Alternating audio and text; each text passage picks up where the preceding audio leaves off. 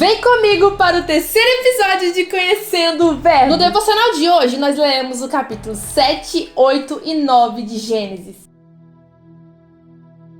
No episódio anterior, no capítulo 6, versículos 11 e 12, Deus olha para a terra e percebe que ela está completamente corrompida. Como nós falamos anteriormente, esse episódio causou muita dor e tristeza no coração de Deus. Imagina comigo, você gera o seu filho, você cria, você ensina o caminho em que ele deve andar, mas no final ele acaba te decepcionando, pois ele prefere outro caminho. E esse outro caminho, você sabe que vai levar à morte para a vida dele. Porém, ele está tão cego nas suas próprias convicções que ele decide não dar mais ouvidos aos seus conselhos. Foi exatamente assim.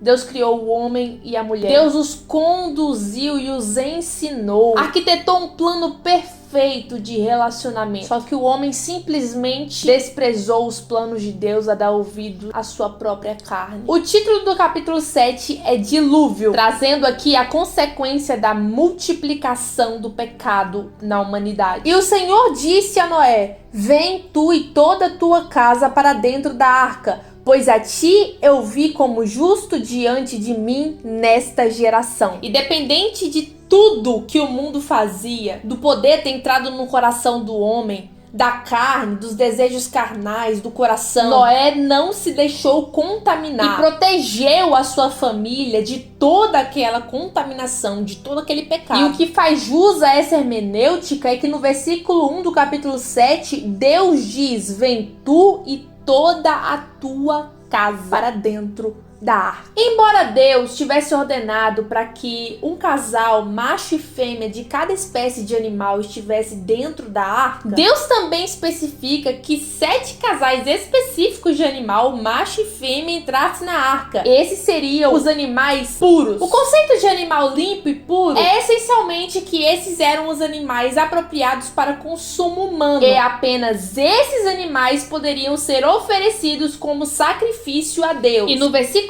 4, Deus avisa Noé de que haveria chuva sobre a terra. E essa chuva duraria não um dia, não 2 dias, não 3 dias. 40 dias e 40 noites. Em Gênesis capítulo 2, versículo 5, parte B e versículo 6 diz: pois o Senhor Deus não havia feito chover sobre a terra, e não havia homem para cultivar a terra, mas ali subia uma neblina da terra e regava toda a face da terra. Ou seja, a terra era regada por uma neblina. Não havia chuva naquela época. Mas mesmo assim, no versículo 5 do capítulo 7, e Noé fez de acordo com tudo que o Senhor lhe ordenou. Noé acreditou no que Deus disse a ele que faria, assim como teve fé para construir a arca no capítulo anterior. Em Hebreus capítulo 11, verso 7 está escrito: pela fé, Noé, quando divinamente orientado acerca dos acontecimentos que ainda não podiam ser vistos, o quê?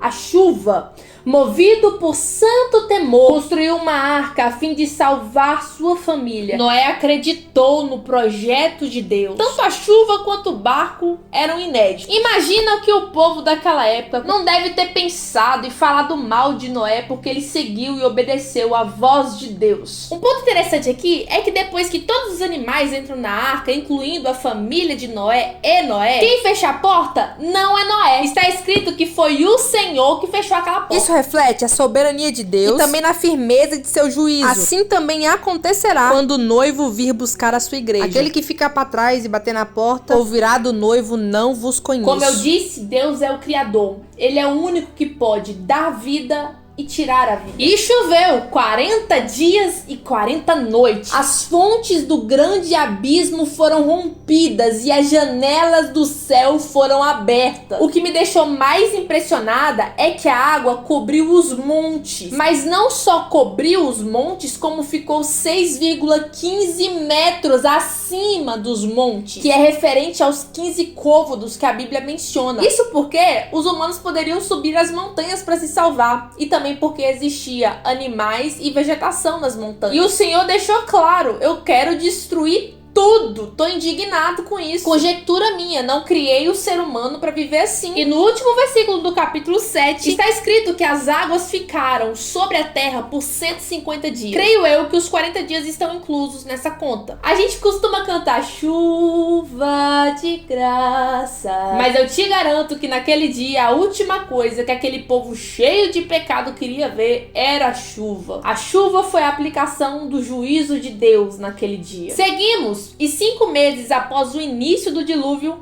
a arca ancora no Monte Ararat. E como a gente sabe, Noé envia um corvo para ver se tem terra firme. Passa alguns dias, Noé envia uma pomba. A pomba vai e volta porque não encontra terra seca. Passa mais um tempo, ele manda outra pomba. Só que essa volta com oliveira no bico. Entendendo-se assim que as águas tinham abaixado. Noé desce da arca e a primeira coisa que ele faz é construir um altar ao Senhor. E no capítulo 8, versículo 20, está escrito: e tomou de todo animal limpo e de toda ave limpa e ofereceu ofertas queimadas sobre o altar. E o Senhor cheirou um aroma doce e o Senhor disse em seu coração: eu não amaldiçoarei novamente a terra por causa do homem. Após Deus receber o sacrifício agradável, cheiroso de Noé, no capítulo 9, Deus faz um pacto com Noé. E Deus disse: este é o sinal do pacto que fiz entre mim e vós, e toda criatura vivente que está convosco para gerações perpétuas. Ou seja, alcança a nossa geração. E o arco estará na nuvem,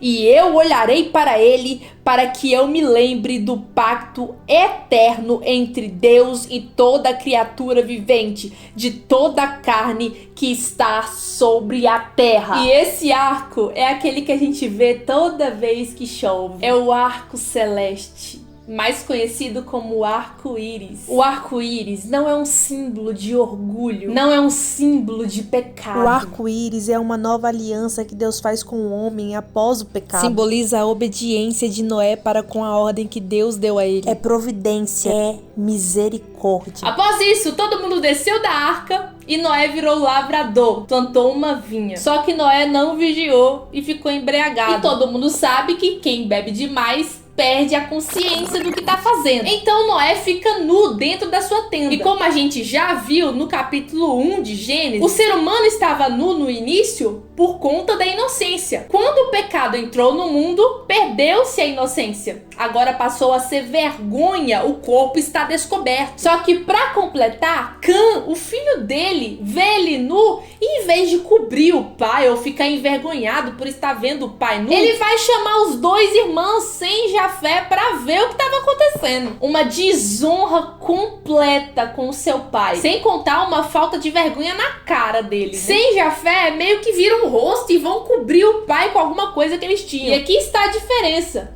de um filho que honra e de um filho que desonra. Isso existe no nosso meio. Em vez da gente ajudar o nosso próximo, a gente vai chamar outros pra ver a vergonha do nosso irmão. Mas isso aqui é papo pra outro dia. E a Torre de Babel fica pra amanhã.